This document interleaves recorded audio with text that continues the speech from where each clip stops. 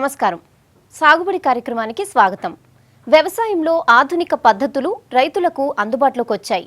చిన్న సన్నకారు రైతులు వ్యవసాయాన్ని ఈజీగా చేసుకునే మెషినరీల టెక్నాలజీ వచ్చింది.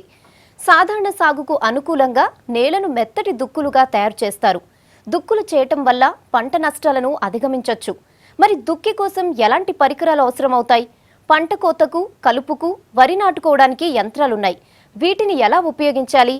అలాగే వీటిని కొనుగోలు చేయడానికి ప్రభుత్వ సబ్సిడీలు, రాయితీలు ఉన్నాయా? ఇలాంటి అంశాలను తెలుసుకుందాం ఇవాల్టి సాగుబడిలో.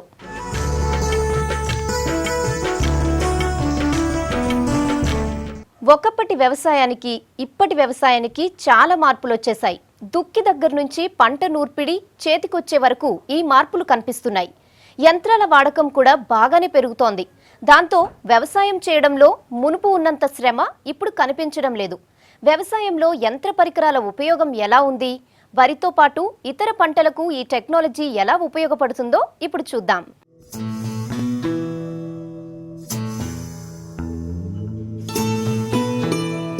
పంట పొలాన్ని మెత్తగా దున్నటాన్ని దుక్కులు అంటారు. పంటల దిగుబడులు ఎక్కువగా రావడానికి మెత్తటి దుక్కులు అనుకూలంగా ఉంటాయి. పంటలో కలుపు రాకుండా ఇవి ఆపుతాయి. వేరుకుళ్ళు తెగుళ్లను, వేరు పురుగులను రాకుండా చేస్తుంది.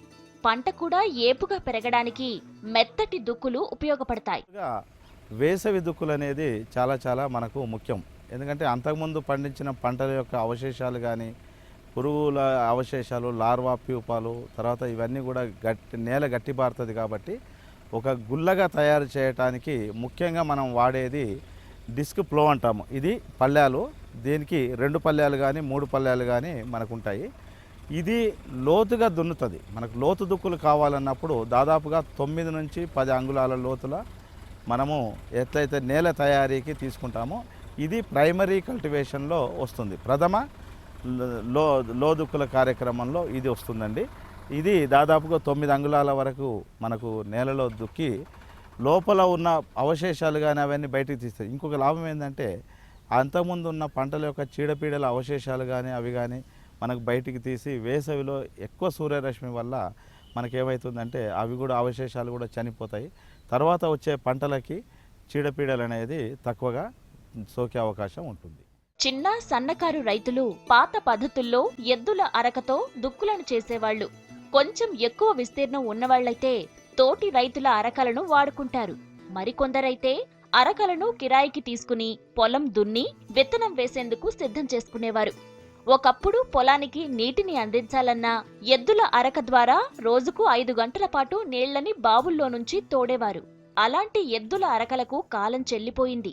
40 ఏళ్లు వెనక్కి వెళ్లి చూస్తే నీటిని తోడే పంపు సెట్లు రాకముందు ఈ మోటబావులు ఉండేవి. 100 లీటర్ల నీటిని తీసుకొచ్చే బొక్కెనతో నీటిని తోడేవారు.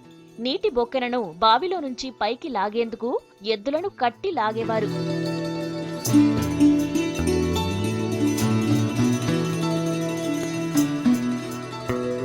ఇప్పుడేమో పంపు సెట్లు వచ్చేశాయి. నీటిని తోడేందుకు మోనో బ్లాక్ పంపు సెట్లు వాడుతున్నారు. భూగర్భ జలాలు అంతకంతకు పడిపోతున్నాయి. బావుల్లోని నీరు అడుగంటిపోయి ఎండిపోయాయి. దాంతో ఈ నీటి బావులకు కూడా కాలం చెల్లింది. వ్యవసాయ సాగు పెరిగిపోవడంతో బోరు బావుల అవసరం ఏర్పడింది. మొదట 60 అడుగుల్లో నీళ్లు లభించేవి. కానీ ఇప్పుడు 1000 నుంచి 2000 అడుగుల లోతులో నీళ్లుంటున్నాయి. దాంతో 2000 అడుగుల లోతు నుంచి కూడా నీటిని లాగే పంపు సెట్లొచ్చాయి.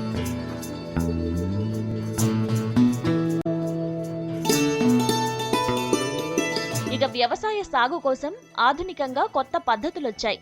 20 ఏళ్ల క్రితం వ్యవసాయాన్ని ఇప్పటి వ్యవసాయంతో పోల్చి చూస్తే చాలా మార్పులొచ్చాయి. అలాగే వ్యవసాయ యంత్ర పరికరాల వాడకం కూడా క్రమేపీ పెరుగుతున్నాయి. తక్కువ సమయంలో ఎక్కువ పనిచేసే యంత్రాలు ఇప్పుడు అందుబాటులో ఉన్నాయి. ప్రధానంగా వ్యవసాయంలో కూలీల కొరత ముందు నుంచి ఉంది. కూలీల కొరతను తీర్చడానికి యంత్ర పరికరాల వాడకం మంచి పరిణామమని చెప్పవచ్చు. లోదుక్కులకి ఇంకొకటి ఏంటంటే మోల్డ్ బోర్డ్ ప్లో అంటాము, ఎంబీ ప్లో అంటాము. ఇంతకుముందు మనం పల్లెలు చూసాము. ఇది కూడా లోదుక్కులకి మనకు తీస్తుంది. అదేమో రేగడి నేలలో బాగా పనిచేస్తుంది. ఇది మామూలుగా చెల్క సాయిల్స్ గర్భ నేలలు ఉంటే ఈ విధంగా మనకు లోతు దుక్కులు తీస్తుంది.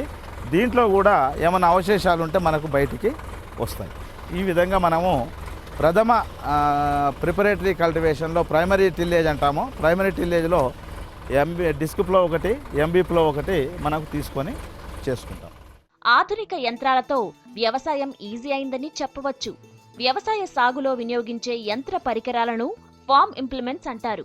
ఫార్మ్ ఇంప్లిమెంట్స్ లో నేల దున్నే పరికరం నుంచి పంట కోత వరకు ప్రతి పనిలో యంత్ర పరికరాలను వాడుతున్నారు.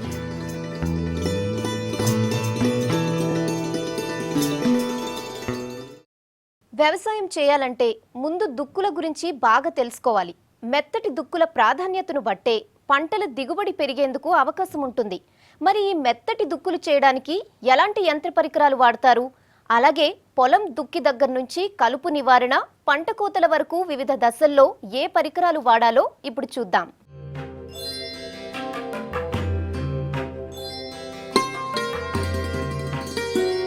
బీడు భూముల నేల గట్టి పైపొరను పానంటారు. ఇది చాలా బండబారిపోయి ఉంటుంది. అలాంటి బండబారి ఉన్న నేలను మెత్తగా చేయాలి. మెత్త దుక్కులను తయారు చేయాలంటే ఒక్కసారిగా అయ్యే పని కాదు. ఇవి చెయ్యడం వల్ల భూమి లోపల ఉన్న వేరు పురుగులతో పాటు లార్వా దశలో ఉన్న పురుగులు కూడా బయటపడతాయి. ఇది మామూలుగా రోటవేటర్ అండి. కల్టివేటర్ అయిన తర్వాత మనం చదును చేసుకోవటానికి ఈ విధంగా వస్తుంది. అదేవిధంగా దీని వెనకాల ఒక ప్లేట్ ఇవ్వటం వల్ల అది చదును చేస్తూ మళ్ళీ నున్నగా చేసుకుంటూ పోతుంది. బయటపడిన గుడ్డు లార్వా దశలో ఎండకు ఎండి సమూలంగా నాశనమైపోతాయి.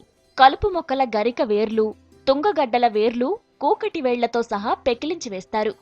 కలుపు మొక్కల వేర్లు కూడా బయటపడటం వల్ల ఎండకు వేర్లు ఎండిపోతాయి.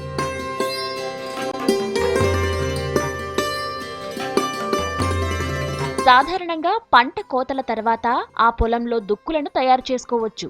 మెత్తటి దుక్కుల వల్ల పంట మొక్క వేరు వ్యవస్థ సులభంగా నేలలోకి పాకేటట్లు తయారవుతుంది. అప్పుడు మెత్తటి దుక్కిలోని ఖనిజ లవణాలు మొక్కలకు సులభంగా అందుతాయి. వర్షపు నీటిని కూడా నేల లోతుల్లోకి పీల్చుకుంటుంది.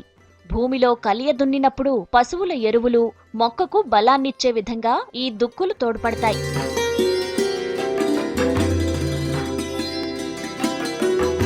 ముందుగా నేలను దుక్కి చేసేందుకు అంబిఫ్లో నాగళ్లను వాడతారు. అంబిఫ్లో అంటే పల్లెపు నాగళ్లు. నేలను దున్నడానికి ఈ పళ్లపు నాగళ్లను వాడతారు. ఈ నాగళ్లు లోతు వరకు దున్నుతాయి. నేలను పెద్ద పెద్ద మట్టి పెళ్లలుగా లేపుతాయి.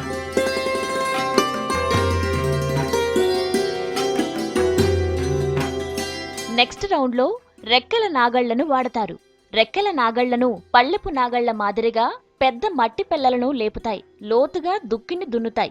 అంబిఫ్లో నాగళ్లు రెక్కల నాగలితో దుక్కి దున్నిన తర్వాత డిస్క్ ఫ్లో నాగళ్లను వాడతారు. డిస్క్ ఫ్లో నాగళ్లు అంటే ముందు పల్లెపు నాగలి, వరుస తర్వాత 2 వరుసల్లో 2 చిన్న పల్లెపు నాగళ్లుంటాయి.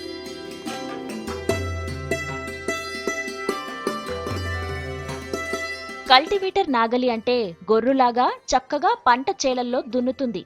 దీన్ని కల్టివేటర్ అంటారు. ఇలా దున్ని తర్వాత పెద్ద పళ్ళున్న నాగళ్లు మట్టి పెళ్లలను చిన్న చిన్నగా చేస్తాయి. హైరో వేసిన తర్వాత ఈ చెట్ల యొక్క అంతకుముందున్న పంటల అవశేషాలు ఏవైతే ఉన్నాయో అవన్నీ మనకు బయటకు వస్తుంటాయి. బయటకు వచ్చి ఈ విధంగా మళ్ళీ నేల ఇంకా కూడా గులబారటం జరుగుతుంది. దీంట్లో మళ్ళీ 2 ఉంటాయి. Spring tine cultivator. Spring tine cultivator అనేది హెవీ డ్యూటీగా మనకు పనిచేస్తుంది. ఎక్కువ లోతుగా వెళ్ళటానికి కూడా కొద్దిగా టైమ్స్ అటు ఇటు జరగడానికి ఆ స్ప్రింగ్స్ అవకాశం పడుతుంది. ఈ విధంగా మనకు కల్టివేటరు స్ప్రింగ్ కదులుతున్నప్పుడు దాని యొక్క ఫ్లెక్సిబిలిటీ మనకు నేలలో ఎక్కువ లోతు పోవడానికి అవకాశం ఉంటుంది. రోటవేటర్ ఇది మట్టి పెళ్లలను పగలగొట్టి నేలను చదును చేస్తుంది. పొలాన్ని విత్తనాలను వేసే వరకు చదునుగా తయారు చేస్తుంది. దీనికి ఒక గేర్ బాక్స్ ఉంటుంది. గేర్ బాక్స్ షాఫ్ట్ ద్వారా బ్లేడ్ చక్రాలుంటాయి. ఈ చక్రాలు తిరగటం వల్ల మట్టి పెళ్లలను చక్కగా చదును చేస్తుంది. వ్యవసాయంలో ఆధునిక పరికరాల గురించి తెలుసుకున్నాం. వాటిని ఎలా ఉపయోగిస్తారో కూడా చూసాం. అదే యంత్ర పరికరాలు పొలంలో ఎలా పనిచేస్తాయో చూద్దాం. గతంలో ఉన్న మెషిన్లు, ఇప్పుడు వాడుతున్నవి, ఇవి పొలంలో ఎలా పనిచేస్తాయో ఇప్పుడు తెలుసుకుందాం.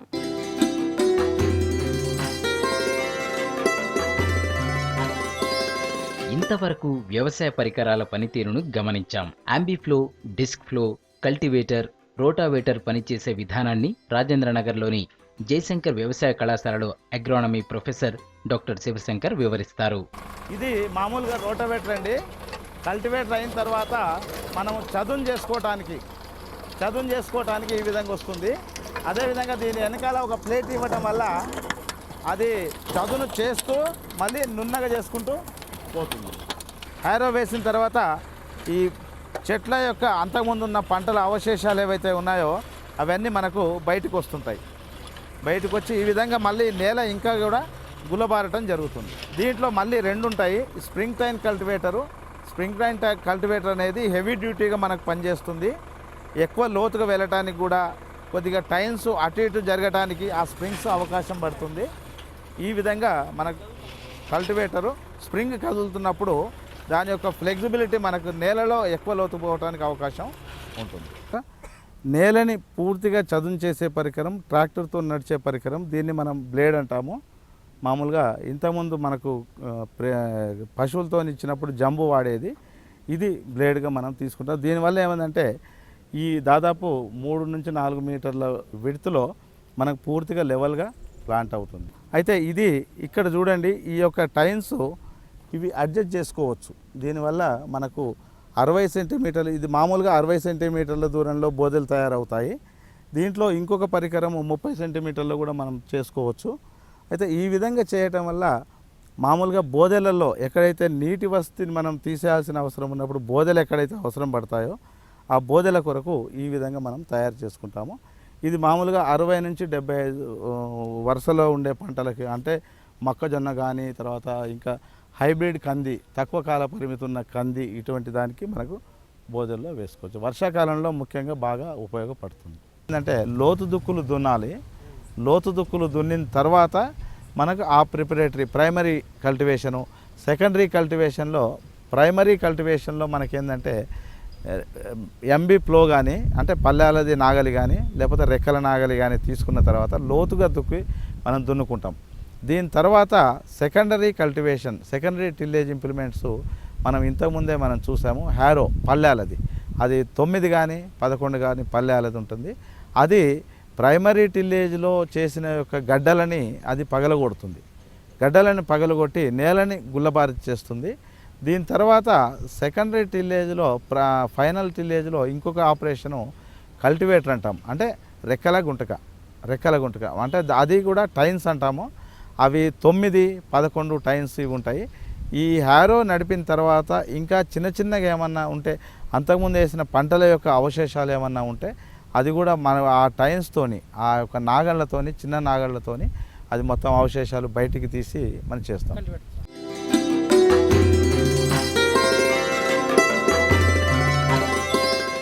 ఆ యంత్రాలు ఎలా పనిచేస్తాయో డాక్టర్ శివశంకర్ వివరించారు కదా.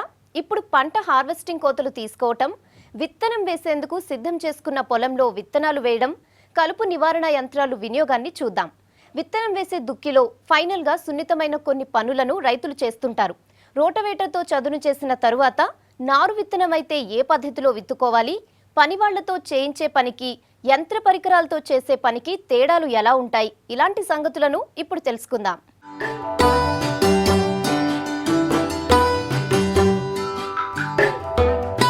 ఇప్పుడు పంట కోతల టైంలో కూడా చాలా వరకు యంత్ర పరికరాలను వాడుతున్నారు. పంట కోతల విషయంలో ఏ పంటకు ఏ విధంగా యంత్రాలను వినియోగించాలో చూద్దాం. అలాగే వరి నాట్ల యంత్రం, మెట్ట పొలాల్లో నార్లు నాటే పరికరం, వరి కోత మిషన్లు, చెరుకు నరికే యంత్రాలు, ఇలా వ్యవసాయంలో చాలా పరికరాలు వచ్చాయి. వాటి గురించి తెలుసుకుందాం. మనం పేపర్ మీద హోల్ను ప్రొవైడ్ చేసినప్పుడు ఇక్కడ పేపర్ మీద హోల్ అనేది ఏర్పాటు అవుతుంది. కేవలం చిన్న స్లాటు, అర్ధచంద్రాకాలంలో చిన్న స్లాటు మాత్రమే కట్ అవుతుంది. ఇక్కడ ప్లాస్టిక్ పేపర్ అనేది కట్ అవటం కానీ ఎటు బయటికి పోవటం అనేది కానీ జరగదు. ఈ చిన్న హోల్లో మనం మొక్క పెట్టడం ఎలాగా అంటే, ఇంత పెద్ద హోల్లో మొక్క పెట్టుకోవడానికి ఎంత శ్రమ పడ్డాం కదా, మరి ఇంత చిన్న హోల్లో ఎలా మొక్క పెడతాము అంటే, దీంతో హోల్ చేసుకుని దీన్ని ఆపరేట్ చేసి చాలా సింపుల్గా మొక్కను వదిలేస్తామండి. వదిలేసిన తర్వాత దీన్ని ఇలా జస్ట్ ఆపరేట్ చేసి బయటకు తీసిన వెంటనే మొక్క అనేది ఆటోమేటిక్గా ట్రాన్స్ప్లాంటేషన్ అయిపోతుంది. అదే మనం ఈ మల్చింగ్ పేపర్ అనేది విధానంలో కనుక మనం కూలీలతో సాగు చేయించినప్పుడు కూలీలకి అంత సరైన అవగాహన లేకపోవడం వల్ల మొక్కను సరైన స్థితిలో కూర్చోబెట్టకపోతే మొక్కలు పెట్టిన తర్వాత కూడా కొంత మార్టాలిటీ 5 to 10% మొక్కలు చనిపోవటం.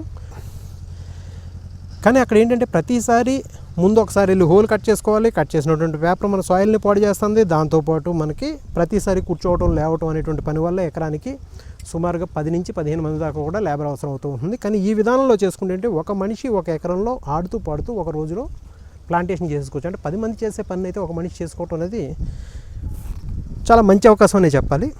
ఇది వరి నాటు యంత్రం. ఇవి అందుబాటులోకి వచ్చాక రకరకాల యంత్రాలు పుట్టుకొచ్చాయి. పాత వాటితో కొత్త మోడల్స్ వస్తూనే ఉన్నాయి. తక్కువ నిర్వహణ ఖర్చులతో పాటు పనిచేసే కాలం, దాని నిర్వహణ కూడా సులభంగా మారుతూ కొత్త కొత్త మోడల్స్ వస్తున్నాయి.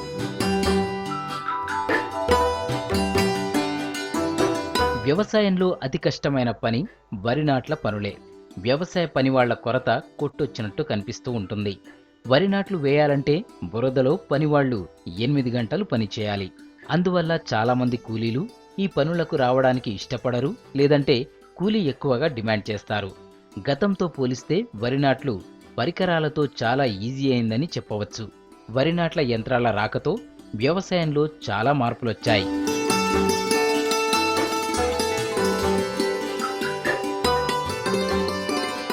ఇక రెండోది హార్వెస్టింగ్ యంత్రం. మెట్ట వ్యవసాయంలో 6 తడి పంటల కింద కూరగాయల నాట్లు వేస్తూ ఉంటారు. మొదట కూరగాయల నాట్ల కోసం దుక్కి చేసుకున్న పొలంలో బోదెలు చేసుకోవాలి. పొలంలో మొక్కలు నాటినప్పుడల్లా మనిషి వంగి లేవాలి. ఇలా ప్రతి మొక్కకు అడుగు దూరానికి ఒకసారి వంగడం వల్ల విసుగు చెందుతూ ఉంటారు. కానీ ఇలాంటి మెట్ట కూరగాయల సాగులో కూడా ఆశ్చర్యం కలిగించే విధంగా మెట్టలో కూరగాయల నారు నాటే పరికరం గురించి మహబూబ్ నగర్ జిల్లా బాలానగర్ మండలం గండేడ్ గ్రామ రైతు విశ్వనాథరాజు వివరిస్తున్నారు. ఈ మల్చింగ్ 2 రంగులు కలిగి ఉంటుంది. ఒకవైపు నలుపు, రెండో వైపు సిల్వర్ కలర్ కలిగి ఉంటుంది.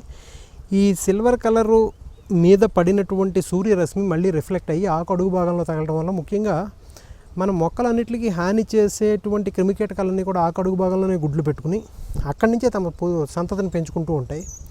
అయితే ఎప్పుడైతే దీని మీద పడ్డ సన్లైట్ రిఫ్లెక్ట్ అయ్యి ఆకు అడుగు భాగంలో తగులుతుందో, తగిలినప్పుడు అక్కడ గుడ్లు పెట్టే అవకాశం, అలాగే పొదిగే అవకాశం లేకపోవడంలో పురుగుల ఉధృతిని బాగా తగ్గించుకోవడానికి అవకాశం మల్చింగ్ కలగజేస్తుంది.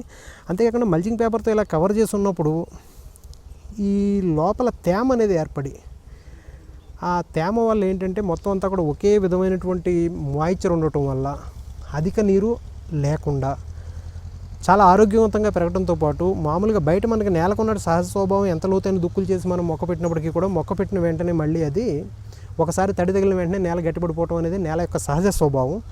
ఆ స్వభావం వల్ల ఏమవుతుందంటే మన నేల గట్టిపడిపోయినప్పుడు వేరు వ్యవస్థ దూరం ప్రయాణం చేయడం కోసం చాలా శ్రమ చేయాల్సి వస్తుంది. అదే మల్చింగ్ పరిచినప్పుడు గుల్లగా ఉండటం వల్ల వేరు వ్యవస్థ చాలా ఎక్కువ దూరం ప్రయాణం చేయడంతో పాటుగా మనకి అధిక దిగుబడులను కూడా, ఎక్కువ ఆహారాన్ని తీసుకుని మనకి అధిక దిగుబడులు ఇవ్వడం కూడా జరుగుతూ ఉంది. ఇది ఏ రైతైనా సరే ప్రాక్టీస్ చేయొచ్చు అనుకున్న క్షేత్రంలో కొంత ఏరియాలో మల్చింగ్ వేసి కొంత ఏరియాలో మల్చింగ్ లేకుండా కనుక సాగు చేసినట్లయితే అతనికి అర్థమైపోతుంది.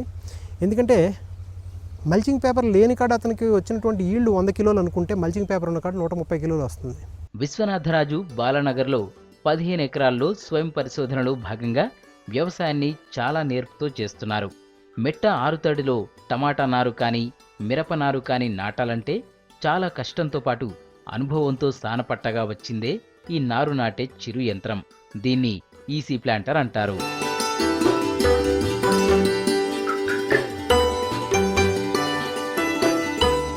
వ్యవసాయ యంత్ర పరికరాల్లో ఎన్నో మార్పులొచ్చాయి. కానీ రైతుకు మాత్రం అవి అందుబాటులోకి రావడం లేదు. పనివారి కొరతతో రైతులు పని చేయించాలంటే చాలా కష్టమవుతోంది. మెషిన్లతో వ్యవసాయం కూడా రైతులకు అందుబాటులో ఉండటం లేదు. మెషిన్లు కొనడం అనేది రైతుకు భారమవుతోంది. ఇప్పటికే తలకు మించిన పెట్టుబడులతో అవస్థలు పడుతున్న రైతన్నకు మళ్లీ మిషన్లు కొనడం అంటే కష్టమే. మరి రైతులు యంత్ర పరికరాలు పొందాలంటే ప్రభుత్వం దగ్గర ఎలాంటి పథకాలున్నాయి? వాటిని రైతులు ఎలా పొందాలి? వాటిని చూద్దాం.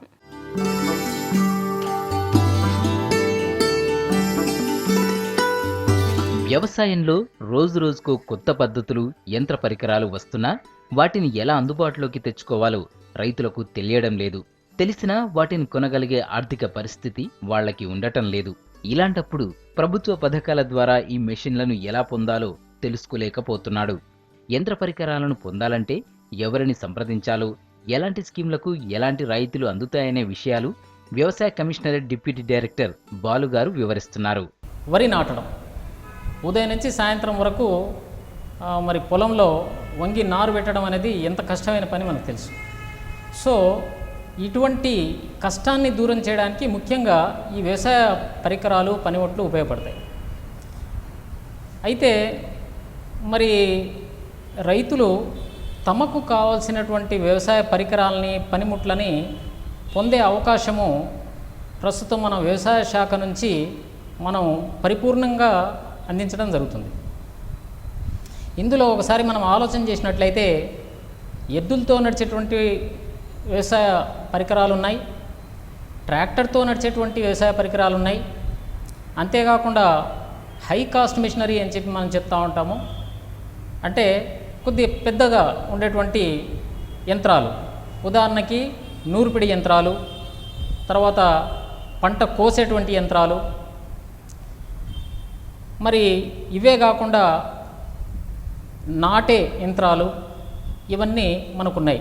చిన్న సన్నకారు రైతులు అరకతో వ్యవసాయం చేసుకునేవారు కూడా యంత్ర పరికరాలు తెచ్చుకొని చిన్న కమతాలకు అనువుగా వ్యవసాయాన్ని ప్రగతి పథం వైపు సాగించడానికి మంచి అవకాశం ఉంది.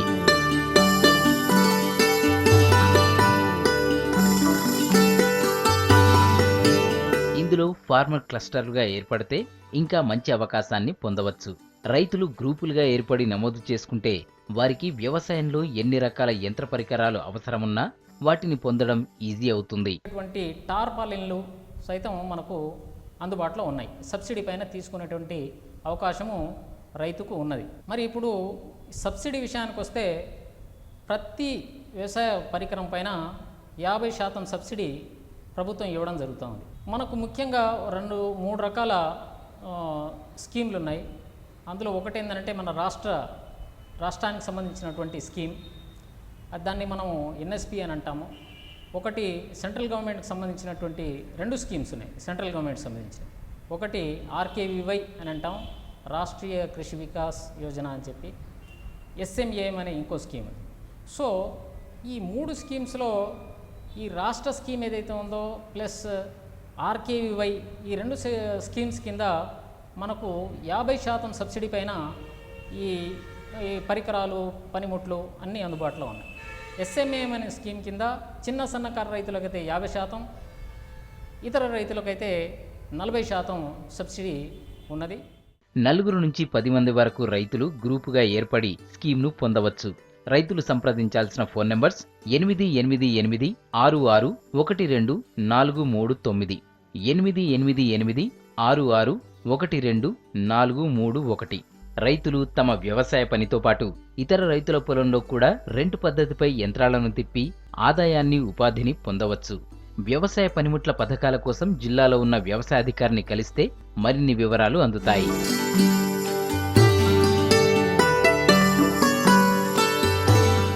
వ్యవసాయంలో పాతకాలం పనులకు కాలం చెల్లింది. ఆధునిక యంత్రాలతో వ్యవసాయంతో ముందుకు సాగుతున్న ఈ తరుణంలో ఇంకా ఎద్దుల అరకలే వాడే పరిస్థితి ఉండకూడదు. చిన్న సన్నకారు రైతులకు చిన్న ట్రాక్టర్, పనిముట్లు అందుబాటులో ఉన్నాయి. రైతులు సంప్రదించాల్సిన ఫోన్ నంబర్స్ 8886612439, 8886612431. ప్రభుత్వం కల్పిస్తున్న పథకాల్లో రాయితీల కోసం మీ జిల్లా వ్యవసాయ అధికారులను కలవండి. ఈ విషయాన్ని రైతులు మరీ ముఖ్యంగా గమనించాలి. రైతన్నలు సాగులో దిగుబడులు పెంచుకోవాలి. అప్పుడే ఆహార ధాన్యాల కొరతను అధిగమించొచ్చు. వ్యవసాయంతో దేశాన్ని సుభిక్షం చేయాల్సిన బాధ్యత రైతన్నలపై ఉంది. రైతు వ్యవసాయంతోనే దేశ ప్రగతి ముడిపడి ఉంది. ఇది ఇవాల్టి సాగుబడి కార్యక్రమం. మరో ఎపిసోడ్లో మళ్ళీ కలుద్దాం. నమస్తే.